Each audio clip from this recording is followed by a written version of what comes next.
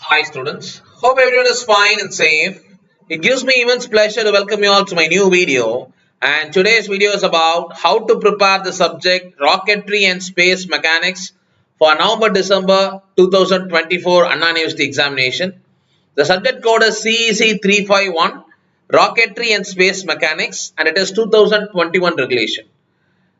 In this video, we will see unit-wise discussion and important question discussion for this particular subject. And before starting this video, I would like to set up a clear expectation about this particular subject. In the subject வந்து completely new syllabus in 2021 regulation.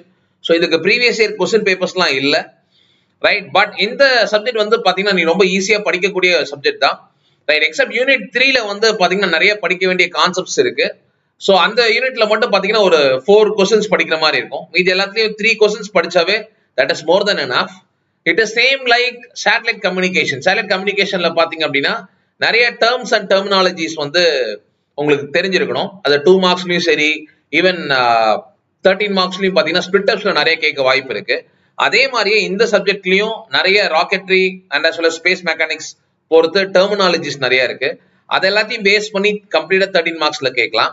So ஒரு terminologyயும் கண்டிப்பா தெரிஞ்சு வச்சுக்கோங்க. So that இந்த subject படிக்கும் போது you have to understand what is orbit, right? What is vehicle, launching vehicle mechanisms, right? இது எல்லாமே வந்து basics of rocketry and space mechanics கண்டிப்பா உங்களுக்கு தெரிஞ்சிருக்கணும். Right? So we will start with unit wise discussion. So unit wise discussionல unit 1 பாத்தீங்க அப்படின்னா ரொம்ப சிம்பிளான யூனிட் தான். ஸோ இதுல வந்து மேஜரா நீங்க படிக்க வேண்டிய ஏரியா பாத்தீங்கன்னா 2 body and 3 body problems, that is including Jacobi's integral, right? 2 body 3 body problem கண்டிப்பா கொஸ்டின் பேப்பர்ல நீ எக்ஸ்பெக்ட் பண்ணலாம். And similarly estimation of orbits, right? Estimation of orbital and space escape velocities இது கண்டிப்பா கேட்கலாம். And 2 marksல Kepler's law, Newton's law எல்லாம் என்னன்னா தெரிஞ்சு வச்சுக்கோங்க. So that even 13 marksலயும் கேட்கறதுக்கான வாய்ப்பு இருக்கு. But 2 marksல Kepler's law இல்ல Newton's law sure shot வரும். Right? And unit 2 பொறுத்த வரைக்கும் பாத்தீங்கன்னா as I said before, terminologies எல்லாம் ரொம்ப முக்கியம்னு சொல்லியிருப்பேன். இப்ப பாத்தீங்கன்னா geosynchronous, geostationary and similarly பாத்தீங்கன்னா satellite perturbations, orbit transfers, Hohmann orbits இப்பெல்லாம் இதெல்லாம் என்னன்னாது கண்டிப்பா உங்களுக்கு தெரிஞ்சிருக்கணும். Right? இது எல்லாமே similar to the satellite communication where இப்போ for example geosynchronous and geostationary satellites geosynchronous ஒரு 7 marksலயும் இது வந்து ஒரு 6 marksலயும் கேட்கறதுக்கு வாய்ப்பு இருக்கு. Right? So அப்போ each and every terminologies என்னன்னா நீங்க தெரிஞ்சு வச்சுக்கணும். Right? But இந்த particular யூனிட்ல நீங்க படிக்க வேண்டிய ஏரியாஸ் பாத்தீங்க அப்படின்னா இந்த calculation of orbital parameters and similarly determination of satellite rectangular coordinates வந்து ரொம்ப முக்கியமான question. Right? And unit 3 பொறுத்த வரைக்கும் பாத்தீங்க அப்படின்னா இதுல கொஞ்சம் நிறைய படிக்க வேண்டியது இருக்கும். பிகாஸ் இதுல வந்து பாத்தீங்க அப்படின்னா எல்லாமே முக்கியமான ஏரியாஸ். ஃபார் எக்ஸாம்பிள் பாத்தீங்க அப்படின்னா principal operation of rocket motor கண்டிப்பா இந்த தடவை கொஸ்டின்ல கேட்கக்கூடிய வாய்ப்பு இருக்கு. And 1 dimensional 2 dimensional rocket motions and similarly determination of range and latitude, burnout velocity இதெல்லாம் ரொம்ப முக்கியமான key areas. Right? And unit 4 பொறுத்த வரைக்கும் பாத்தீங்க அப்படின்னா இந்த description of various load and as well as drag estimation இது நீங்க படிச்சாவே that is more than enough. And apart from that rocket dispersion launching problems என்னன்னு தெரிஞ்சு வச்சுக்கோங்க. ரைட்? And unit 5 பொறுத்த வரைக்கும் வந்து பாத்தீங்க அப்படின்னா multi stage vehicle optimisation and similarly பாத்தீங்க அப்படின்னா the aerodynamic and jet control methods of rocket vehicles, it's very important question.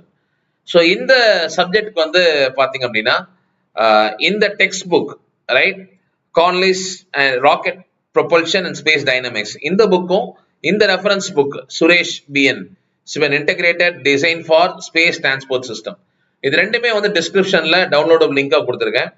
கண்டிப்பா இந்த புக்ஸை யூஸ் பண்ணி படிங்க. பிகாஸ் இந்த சப்ஜெக்ட்டுக்கு நிறைய பேர் வந்து இந்த சப்ஜெக்ட் வந்து இம்பார்ட்டன்ட் கொஸ்டின்ஸ் கேட்டு கமெண்ட்ஸ் போட்டிருந்தீங்க. ரைட்?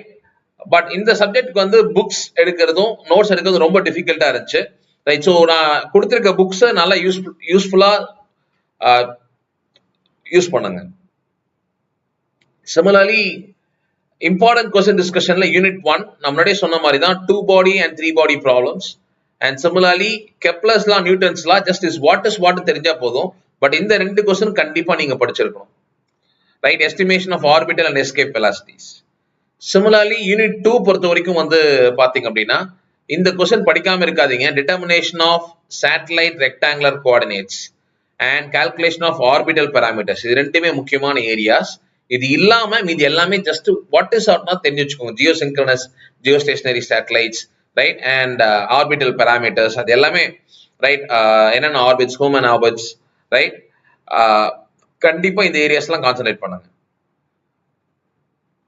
சிமிலர்லி யூனிட் 3 பொறுத்த வரைக்கும் வந்து பாத்தீங்கன்னா principal operation of rocket motor. as I said unit 3 வந்து கொஞ்சம் வாஸ்டா இருக்கும். அதனால இந்த 4 கொஸ்டின்ஸும் ஷியோர் ஷார்ட்டா படிங்க. Right, principal operation of rocket motor, 1 dimensional 2 dimensional rocket motions, simple approximation to burnout velocity, description of vertical inclined gravity strategies, right? So இந்த at least இந்த first 3 கொஸ்டினை நல்லா படிச்சு வச்சுக்கோங்க. 4th கொஸ்டினை ஜஸ்ட் கோ த்ரூ பண்ணுங்க. இது இல்லாம அதுல ஒரு 3 டாபிக்ஸ் இருக்கு, 3 to 4 டாபிக்ஸ் இருக்கு. அது எல்லாமே வந்து 13 மார்க்ஸ்ல கேட்கக்கூடிய ஏரியாஸ் தான், ரைட்? ஸோ யூனிட் 4 பொறுத்த வரைக்கும் வந்து பாத்தீங்கன்னா as I said இந்த 2 ஏரியாவும் நல்லா கான்சென்ட்ரேட் பண்ணாவே போதும். Various load experienced by rocket passing through atmosphere and drag estimation. அது இல்லாம rocket stability and rocket dispersion go through பண்ணுங்க, ரைட்? அண்ட் யூனிட் 5 பொறுத்த வரைக்கும் பாத்தீங்க அப்படின்னா just 3 questions, multi-stage vehicle optimization, stage separation dynamics and separation techniques, and aerodynamic and jet control methods for rocket vehicles, right? So இந்த 3 question படிச்சாவே போதும். இந்த சப்ஜெக்ட்ல மொத்தமாவே எல்லா யூனிட்லயுமே 3 questions தான் சொல்லியிருக்கேன். அண்ட் யூனிட் 3 மட்டும் பாத்தீங்க அப்படின்னா 4 questions சொல்லியிருக்கேன், right?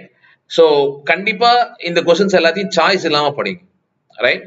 And today what we have seen is we have seen important questions for rocketry and space dynamics subject. I believe this video will be very useful for you. Thank you, my dear students. Thank you students. Thank you for watching. கண்டிப்பா இந்த video உங்களுக்கு எல்லாருக்கும் ரொம்ப யூஸ்ஃபுல்லா இருக்கும் நம்புறேன். Subscribe Passionate Professor and keep learning. Thank you very much.